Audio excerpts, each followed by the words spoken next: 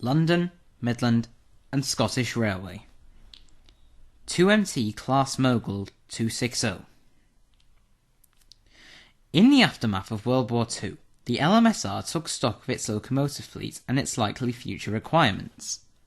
It concluded that all its locomotive needs could be met by just 11 types. The colossal restocking of the Stanier era had left Britain's largest railway company well supplied with express passenger, secondary passenger, mixed traffic and heavy freight locomotives. All that were missing were lightweight designs to replace the large numbers of elderly engines that the weight-restricted secondary and branch lines still relied upon. In 1946, the LMSR's chief mechanical engineer, George Ivatt, drew up schemes for a 260 tender locomotive and 262 tank in the Class 2 power category. The proposed maximum axle loading of just 13 tons would impose very few restrictions on route availability. Evident throughout was Ivatt's insistence on simple, easy maintenance and efficient operation. Most of the components, including the Swindon-type taper boiler with the separate dome and top feed, were standardised between the two designs. Likely operating conditions were thoroughly assessed, as were ways of reducing the laborious tasks of engine preparation and disposal. Crews enjoyed the provision of rocking grates, self-emptying ashpans, self-cleaning smoke boxes, and side window cabs. The enclosed tender cab and insert bunker took the discomfort and difficulty out of working tender and bunker first. This was bound to be a regular occurrence, given the absence of turntables on many secondary lines. In all practical aspects, right down to the ladder at the rear that gave quick, safe access to the water filler cap, the Ivatt Class 2 Mogul and its tank equivalent were the most modern small engines produced for a British railway for decades. Initially, however, the 260 tender design did not deliver the expected performance.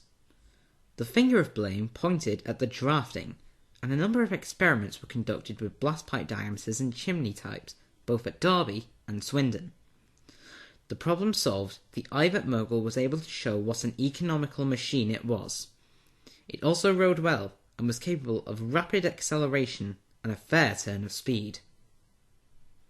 By nationalisation in 1948, only 20 Moguls had been delivered, but the newly formed British Railways continued construction for a further 5 years. By the end of 1953, 128 were in service, with just over half the class being constructed at Crewe. In 1947, number 6417 had the honour of becoming the last locomotive built there under LMS auspices. However, their activities were not confined to LMS territory. 18 engines from a batch constructed at Darlington went to the eastern and northeastern regions, and the final 25 were allocated to the western. These were built at the ex-Great Western Works at Swindon, which, showing characteristic independence, dispensed with the prescribed lined black livery and turned its coulter out in lined green. They looked very smart in this colour scheme. The first Ivatt 260 to be withdrawn was number 46407 in 1961, but 39 lasted until 1967. 7 members of the class have been preserved. Number 46428 at the East Lancashire Railway, number 46441 at the Ribble Steam Railway, number 46443 at the Severn Valley Railway, number 46447 at the East Somerset Railway, number 46464 at the Caledonian Railway, number 46512 at the Strathspey Railway, and number 46521 at the Great Central Railway. To date, only numbers 46428 and 46447 have yet to run in preservation, while the remaining 5 continue to do what they did in the old days: run their branch lines.